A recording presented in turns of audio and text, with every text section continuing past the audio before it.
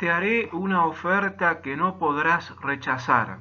Bueno, esta frase es popularmente conocida gracias al Padrino de Francis Ford Coppola, aparecida a principios de los años 70, basada en la novela El Padrino, homónima de Mario Puzo.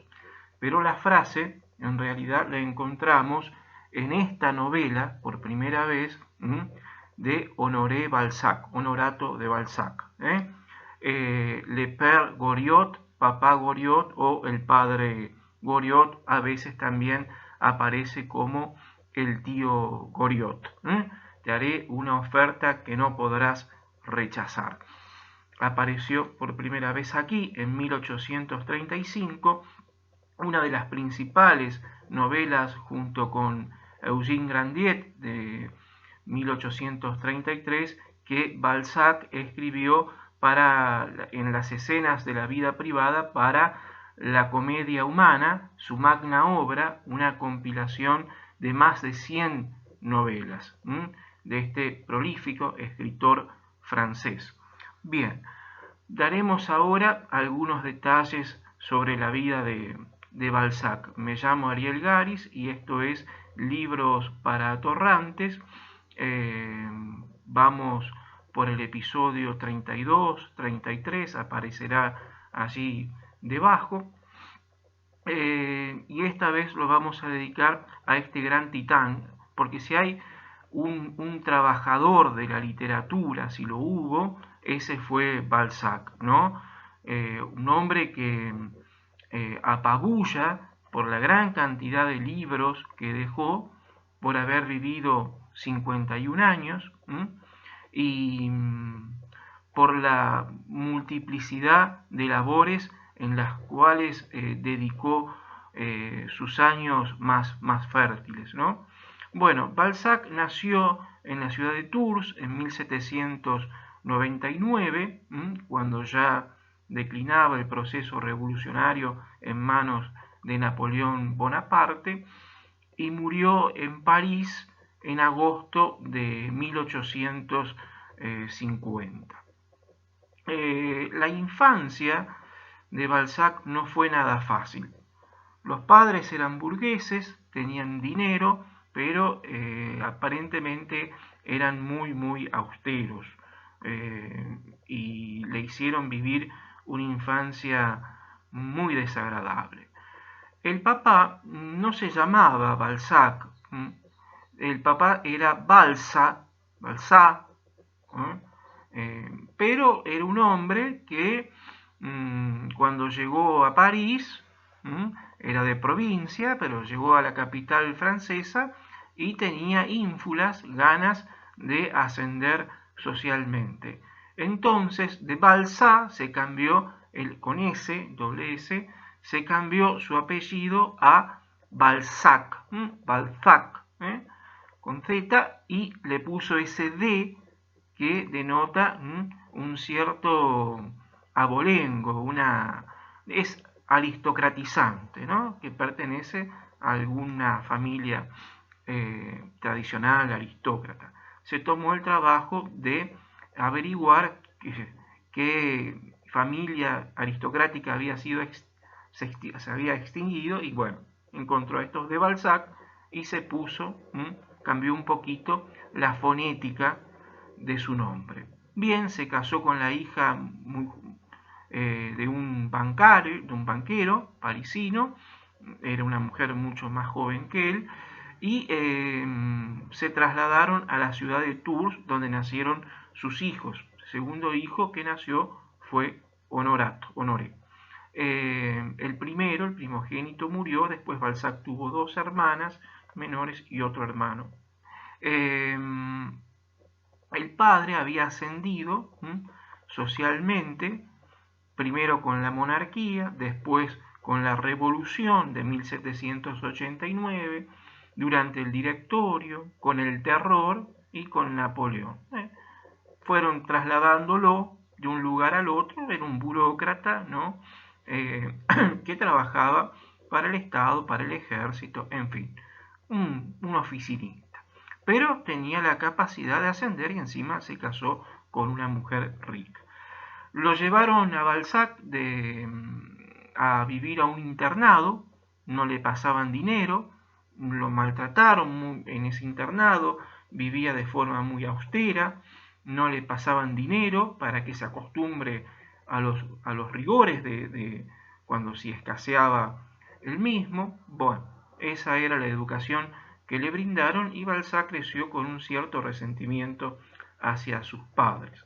La relación con su madre había proseguido, pero siempre estuvo basada en deudas que había adquirido con su mamá, las cuales eran recriminadas. Hay una película, Balzac, que es interpretado por Gerard Depardieu y Jeanne Moreau, la exquisita Jeanne Moreau hace de la mamá de Balzac y esto se puede ver. Una familia además muy católica. Bueno, Balzac en ese internado no es un brillante alumno. Cuando abandona el internado, la familia se traslada a París. A Balzac lo obligan a estudiar Derecho. Balzac no quiere hacerlo, pero es obligado a eso. Después es obligado a trabajar en una escribanía o notaría, aparecen en las biografías de Balzac, del escritor. La familia va a ser trasladada nuevamente con Napoleón a las afueras de la capital francesa y Balzac decidió, ¿no es cierto?, abandonar para siempre la notaría, donde ese trabajo lo aburría, obviamente, un trabajo monótono, si los hay para un hombre de una inquieta imaginación y un ferviente, fervoroso lector, y entonces decidió hacerse escritor contra viento, marea, padre y madre. Sus años como escritor, ¿no es cierto?, en 1819, 20, en París, fueron durísimos al principio, ¿no? Cuando abandona esa notaría. Bueno, Balzac se inscribió para trabajar en periódicos, trabajó de ghostwriter, ¿no?, de escritor fantasma para diversos editores que lo explotaron, para periódicos que hicieron lo mismo, otros le encargaban trabajos que firmaban y él aparecía solamente como el redactor. La pasó muy mal y su salud paulatinamente va deteriorándose hasta que conoce a una mujer mucho mayor que él, siempre fijándose en mujeres mayores, Balzac, que sirvió de compañera, amante y a la vez patrocinadora. Bueno, a partir de 1829 la suerte va cambiando y en los años 30 Balzac va mejorando un poco su situación económica cuando va a aparecer su gran novela La piel de Zapa. Allí comienzan los lectores a interesarse en él y consigue un cierto renombre. Luego va a encarar su magna obra, ¿no?, la comedia humana. Como ya adelanté, ¿no es cierto?, Le Père Goriot, yo tengo esta edición en francés que había comprado en Francia, también tengo una versión en español, pero que no encontré en una biblioteca desordenada.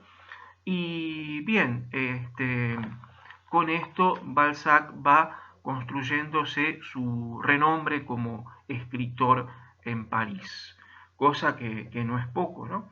Y aunque todo eso está por demás idealizado y por demás inflado, ¿no?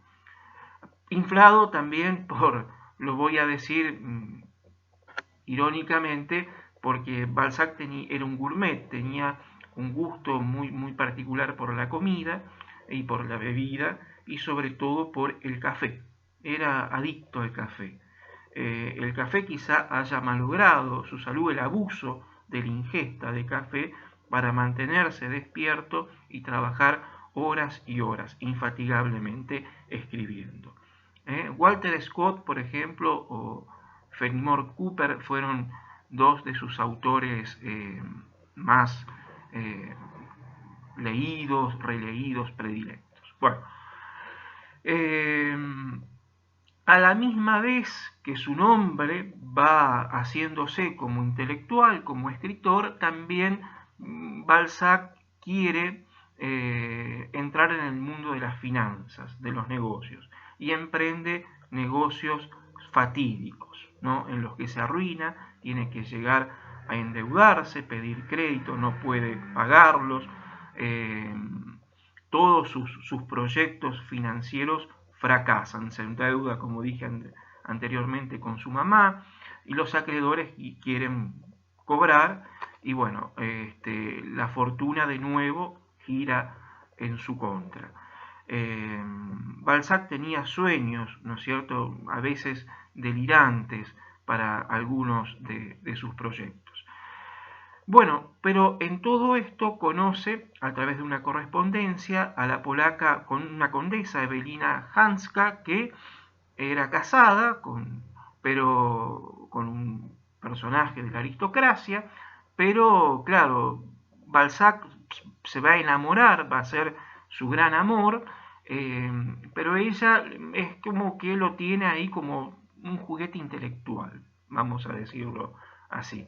Balzac, enamoradizo, ¿no? Está completamente absorto con esta condesa polaca, va hasta Rusia, Ucrania, antes la visita conoce a su marido en Suiza, en fin, se le ocurre otro negocio en Rusia, ella enviuda, el zar no aprueba el casamiento entre Balzac y la condesa tampoco quiere casarse, ya había tenido una hija, Balzac sufre muchísimo el frío, ¿no? Y el desengaño también amoroso, hasta que ve que Balzac está enfermo, ¿no?